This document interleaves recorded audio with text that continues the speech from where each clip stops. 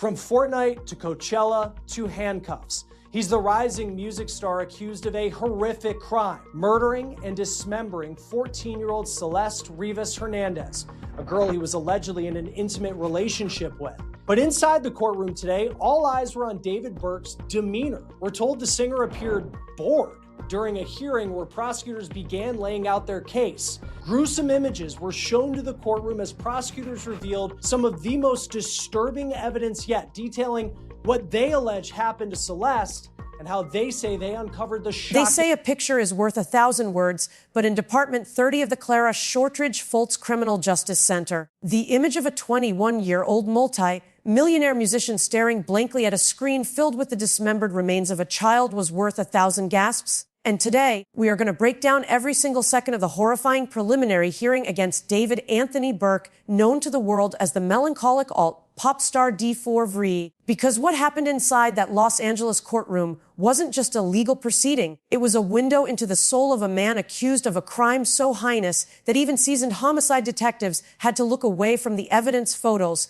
Yet the defendant himself, according to our reporter on the ground, appeared utterly unmoved, bored even, as prosecutors projected graphic images of 14-year-old Celeste Rivas Hernandez's decomposing head and torso stuffed inside a cadaver bag in the front trunk of his Tesla, a demeanor so chilling that it instantly became the focal point of the entire hearing, overshadowing even the grotesque details of the chainsaws, the blue inflatable pool used to catch her blood, and the surgically amputated ring and pinky fingers. At some point, he did the following, quote, "Defendant took horrifying measures to destroy and discard the victim's body. After placing her body into the blue inflatable pool to prevent her blood from spilling onto his garage floor, defendant used a chainsaw and perhaps other tools to cut off her limbs. Small, blue, plastic fragments were found embedded in the victim's remains, which were collected by the Los Angeles County Medical Examiner's Department. The fragments were analyzed by the LAPD's Forensic Science Division Trace Analysis Unit. An expert was able to make a physical fit match from the blue fragments to the blue inflatable pool purchased by defendant in May 2025.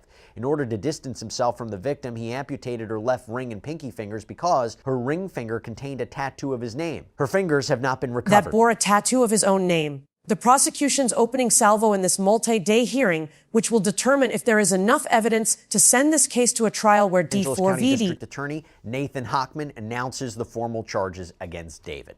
Today, I am announcing the charges against David Anthony Burke, the musician known as David, spelled D4vd, in connection with the brutal and horrific murder of Celeste, a 14-year-old at that time. These charges include the most serious charges that a DA's office can bring. That is first-degree murder with special circumstances. The special circumstances being lying in wait, committing this crime for financial gain, or murdering a witness in an investigation.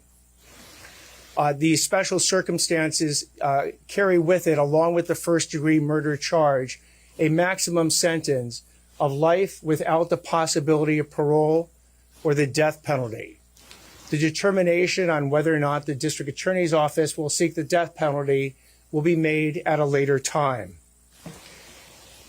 Before I get into the actual charges, and there are additional charges against Mr. Burke, including continuous sexual acts, lewd and lascivious sexual acts with an individual under 14 years old, and mutilating... Could face the death penalty, painted a picture not of a tortured artist, but of a cold, calculating predator who began grooming Celeste when she was just an 11-year-old child and he was a 17-year-old on the cusp of fame, a relationship that evolved into a continuous sexual abuse of a minor, evidenced by hundreds of text messages. That is when prosecutors claim David and Celeste began a sexual relationship when she was just 13 years old and he was 18 years old. And how do they know that? What is their apparent evidence to prove that allegation?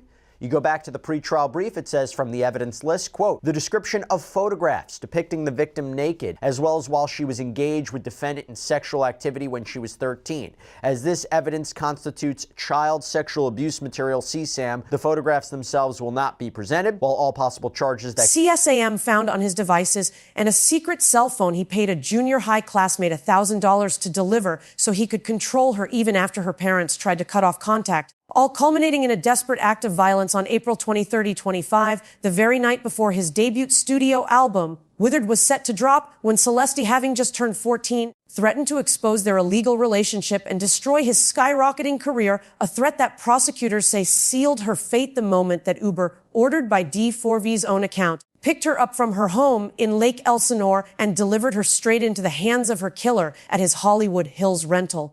As the courtroom lights dimmed to display the crime scene photos, a visceral silence fell over the gallery, reporters stopped typing, and Celeste's mother, Mercedes, who was sitting just 3 rows ahead of our correspondent, saw photos of that portion of the investigation. We actually saw the victim's remains in cadaver bags, still in the front trunk of that Tesla. It was something I don't think I have the words to describe. Reporters sitting in the courtroom actually stopped typing for a moment. There was a second where it felt like everybody just froze. And there was this too. For the first time today, we actually saw the parents of the victim, the mother and father of Celeste. They were both sitting in the courtroom. They were sitting directly in front of me. They were about 3 rows ahead of me. And I could see the victim's mother, Mercedes, just bowing her head down and crying when those evidentiary photos were shown to the courtroom. But I do bowed her head and wept. Yet when observers turned to look at the defense table, they were met with the unnerving sight of David Burke, hands freed from cuffs by a judge's order to facilitate note passing. But before the judge even began preliminary hearing proceedings, she wanted to address a defense motion that was filed back on July 10th. Now, there's been a lot of coverage about this. We talked about it this morning, how David's team filed this request for him to appear in court unshackled. Now, their argument is if jurors see him, handcuffed, there is an appearance of guilt. There is an appearance that he may be a dangerous individual. And that could threaten, they claim, the impartiality of the jury members who are tasked with deciding his fate.